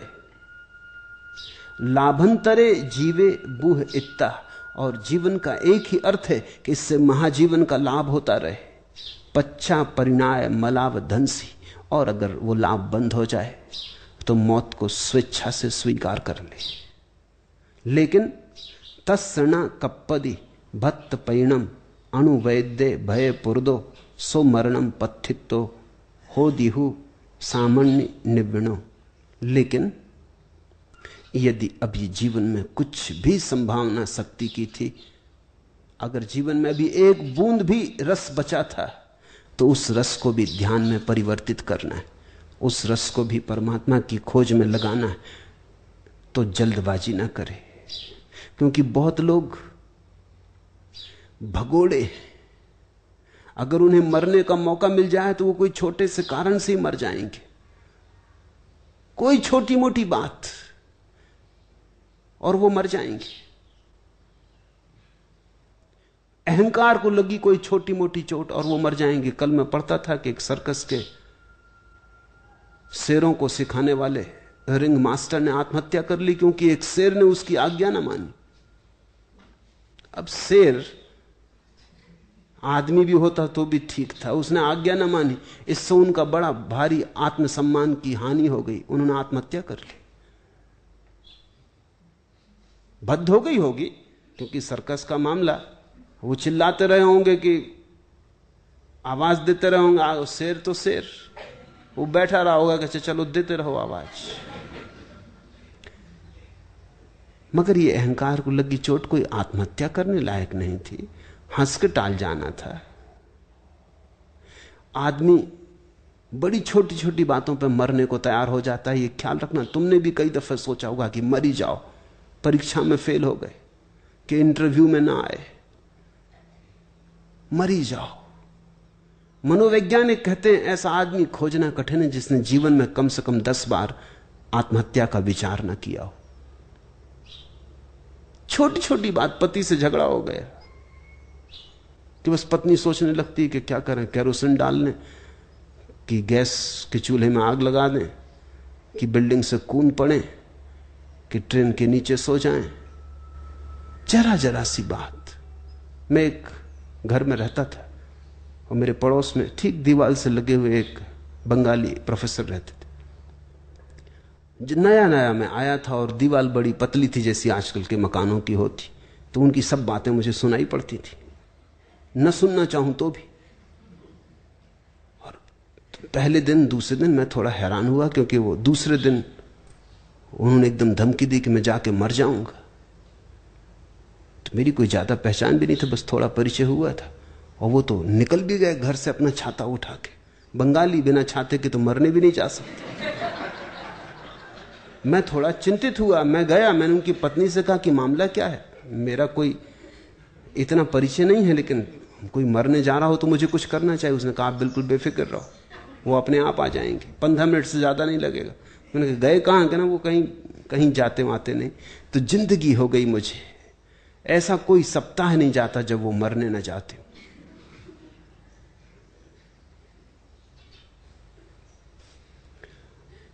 जरा जरा सी बात पर आदमी मरने को तत्पर है। इसलिए महावीर की सावधानी ठीक है कि तुम ऐसा मत सोच लेना कि मरना कोई धर्म है। मरना तभी सार्थक हो सकता है जब जीवन का कोई और उपयोग ना रहा। जितने दूर तक ये नाव ले जा सकती थी ले गई, अब तैरना पड़ेगा। अब ये नाव नहीं काम आती तो अन्यथा सावधानी पूर्वक जीना, सावचेत जीना। छोटी छोटी भूल को छोटी छोटी मत मानना, कोई भूल छोटी नहीं होती, भूल छोटी होती ही नहीं। क्योंकि एक दफा छोटी भूल समझ के जो हृदय में पड़ जाती है वो कल बड़ी हो जाती, फैल जाती, विस्तीर्ण हो जाती। सभी लोग छोटे छोटे दोष मान के दोष करते हैं और एक दिन उनमें ग्रसित हो जाते हैं और निकलना मुश्किल हो जाता है। किसी मित्र ने कहा कि अरे पी भी लो, जरा सी शराब थी, तुमने सोचा इतने शराब से क्या बनने वाला, बिगड़ने वाला, 6.5 फीट लंबा शरीर है, 300 पाउंड वजन है, क्या बिगड़ने वाला है, तुम पी गए। मगर वो छोटा सा दोष धीरे धीरे पकड़ेगा। बुराई बड़े आहिस्ता आती, बुराई जब आती तो जूते उतार के आती, आवाज ही नहीं होने देती, पैरों की भी आवाज नहीं होती। इसलिए महावीर कहते हैं बहुत सावधान रहना, बहुत सावचेत रहना। जीवन से एक सत्य साधना है, जीवन साधन है, साध्य नहीं। और वो सत्य है महाजीवन। उस महाजीवन को साधने के लिए मृत्यु को सुमरण बनाना है। पंडित की मौत मरनी, जानने वाले की मौत मरनी है। अज्ञानी की मौत तो हम सब बहुत बार मर चुके, उससे कुछ लाभ नहीं हुआ, उससे हम मरे ही नहीं, फिर लौट आए। किससे महरूम ये किस्मत की शिकायत कीजिए, हमने चाहा था कि मर जाएं सो वो भी ना हुआ। अब किससे शिकायत करो भाग्य की? किससे महरूम ये किस्मत की शिकायत कीजिए, हमने चाहा था कि मर जाएं सो वो भी ना हुआ। कितनी बार तो हम मर भी चुके फिर भी मरे नहीं, और कितनी बार हमने चाहा कि मर जाएं वो भी नहीं हुआ। तुम्हारी चाह से मौत नहीं घटेगी। महावीर कहते हैं जिसको मौत का अनुभव करना हो उसे अचाह साधनी पड़ती। निष्कांक्षा, वासना शून्यता, क्योंकि सब वासना जीवन से जुड़ी है। जब तक वासना है तब तक तुम जीवन को पकड़े हो। जैसे ही वासना छूटती है तुम कुछ भी नहीं मांगते, तुम मरने को तैयार हो गए। पंडित मरण की तैयारी हो गई, और जो ज्ञानी की तरह मरता है, मृत्यु एक बड़े अभिनव सुंदर रूप में प्रकट होती। मृत्यु परमात्मा की तरह आती है। आज इतना ही।